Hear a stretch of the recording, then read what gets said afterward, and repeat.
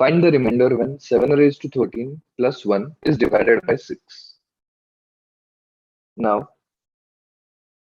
when 7 is divided by 6, the remainder is 1.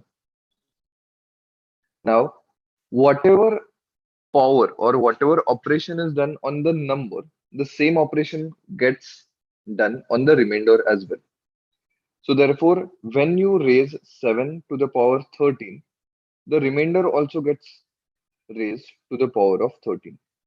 Now 1 raised to 13 still remains 1. Now let's apply this to this question. So now we are dividing 7 raised to 13 plus 1 is divided by 6. So let's divide it individually and find out the remainders. Now 7 raised to 13 divided by 6, as we have seen above, the remainder will be 1 from the first term. The second term is 1.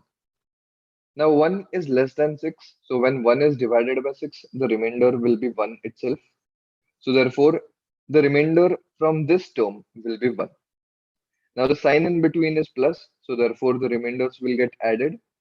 So answer will be 1 plus 1, that is 2. So that is your final answer.